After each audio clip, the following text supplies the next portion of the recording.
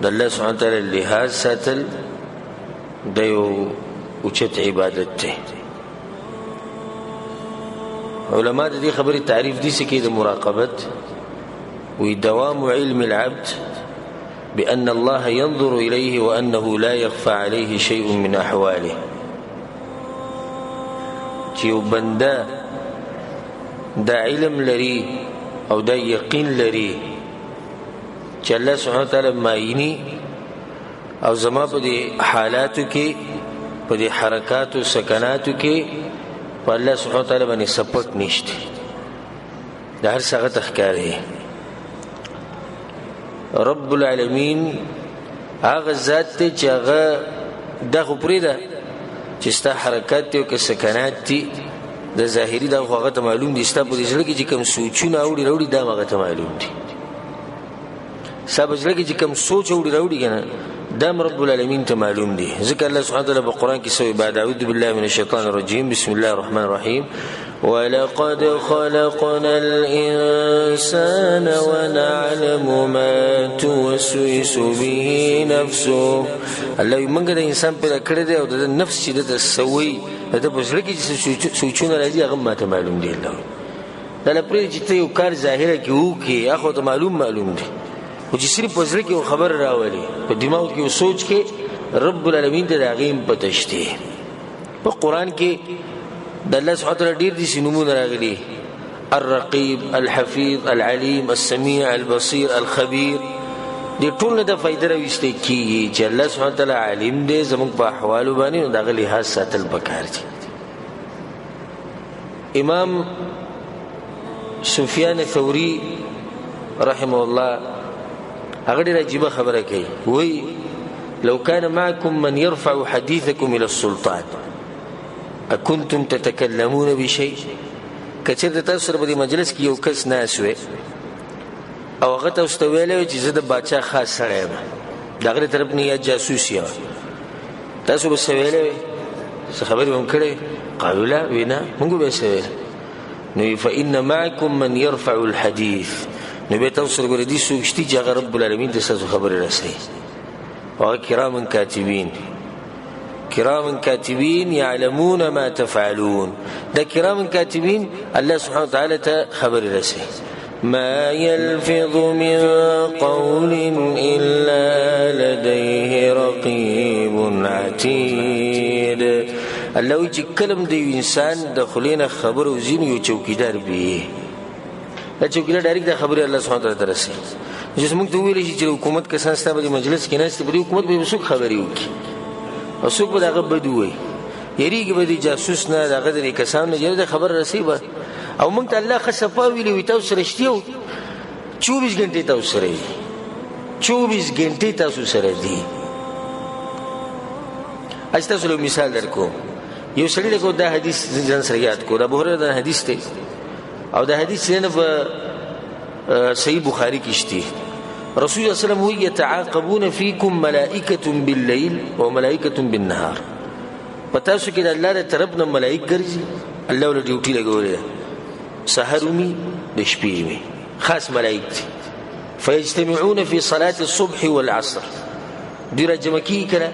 سحر منځ کې سحر منځ راځي او د مازیګر منځ راځي. نو کوم چې سحر را کوشي هغه یو خيږي او نور راشي، بیا هغه چې کوم سحر را کوشي هغه مازیګر خيږي او نور راشي. دې دا ترتیب د ملائک دې کوزيږي او خيږي. حدیث کې راځي فيسألهم الله،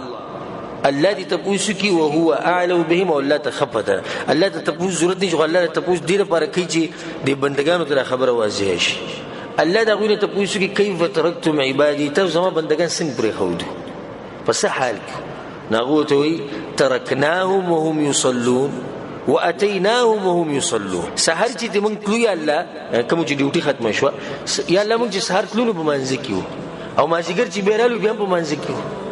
او سحر په منځ کې مازیګر په منځ کې. دا حدیث ته یاد کو او دا حدیث په دا کې څه اثر کوي دا قبل پرسته زړه ژوندی یاله یو خو مړ سړی دی چې مړ سړي خبره نه کوو دا حدیث په دې سړي کې څه اثر کوي په دې کې به دا اثر کوي چې دی به د منځونو پابندي کوي ځکه چې دی وایي الله به وایي زما په باره کې تپوس کوي د ملایکو نه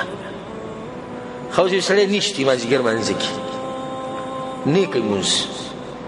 کور کې ناست دی یا قصدن همدن اوده دی یا مثال کې د ګپ شپ باندې ناست دی یا څوک وایي زه درځه ته زه درځم زه یا زمونږ دا خلک اکثر وایي کپړې مې بېلمازې دي کلیو کې دا باندې خلک ډېره کوي کپړې زما بېلمازې دي او څوک څه وایي څوک څه وایي الله ته پوښتنه کوي پلانې څنګه و یا الله سهار مانځه رالو هم نه و مازدیګر مانځه رالو هم نه و نه به سهار کې و یا الله او نه به مازدیګر کې و هغه پلانې یا الله وایي چې رالو هم په سجده کې و چې راتلو چې موږ ته رالو راوختو په سجده کې بیا چې لاړو بیا هم په سجده کې پروت دا حدیث چې ته ووایې نو تا کې به دا جذبه را پیدا شي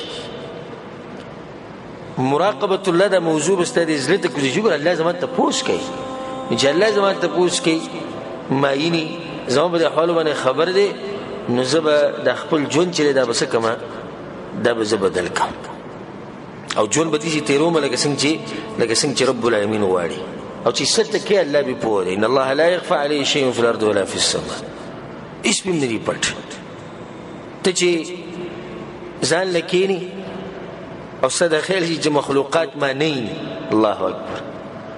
چې مخلوقات ته نه ویني نو د مخلوقات خالق خو دی نه که نه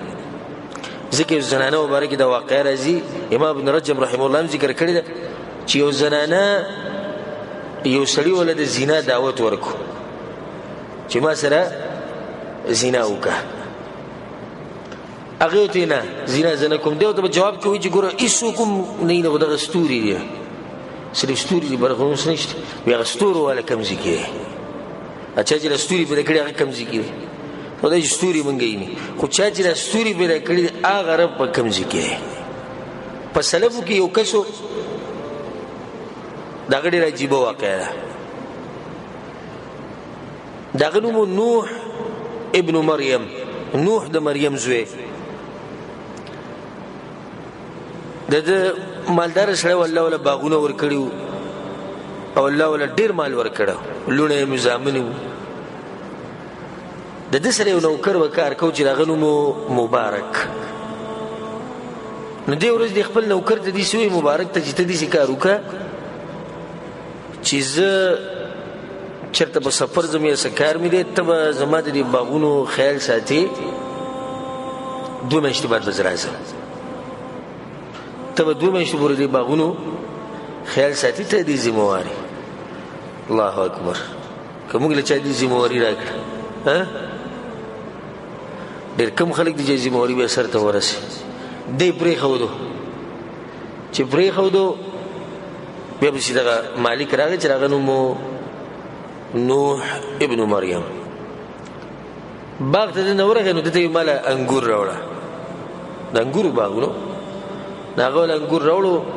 چې دانې ته وخوړه ډېر تریو ویله لکه تریو انګور دې راوړی خوږ پکې دي چې وګوره خوږ هغه لاړ نور یې ول راوړو چې هغې خورې دا غذارې کړو تریو انګور دې راوړه خوږ راوړه خوږ په درېیم پیر بیا هغه لاړ چې راوړو بیا قسم هغه ته به خبره نه پوهېږي هغه ورته زه ته په الله قسم خورم مالک ته یې وی سې به ته چې تللی 2 میاشتې وشي ما په دې کې یو انګور له خولې نه دی وروړی ځکه چې ما خیال ساتو او دا خیال ما دې لپاره نه ساتو چې ستا نه هېرېدم خو رب العالمین نه هېرېدم نو ما ته پکې دا پته نه لګي چې کم پکې دغه دی د تریو دی او کم پکې خوږ دی هغه تا ما ته صرف د ساتلو وي ته خو داسې نه وي چې خوره چې ته خو ما ته صرف دا وي چې ساتې وې ما ساتل حفاظت کې که څه کمی شوی نو هغه ته ما ته ویلی شي نو زه په دې نه پوهېږم چې دې کې دغه کمی و دی د خوږ کمی و دی په دې کې تریو کمی و دی ډېر په تعجب کې شو هغه ته نو بیا ورته وایي زما هغه پلاني لور خو ته پېژنې هغه پېژنم وي په هغې پسې یو کس هغه پلانې ځي راځي او ډېر مالداره دی مال ورسره هسې ته څه وې ماشاءالله وي ته ډېر ما ته یو ډېر امانتګر انسان ښکاره شو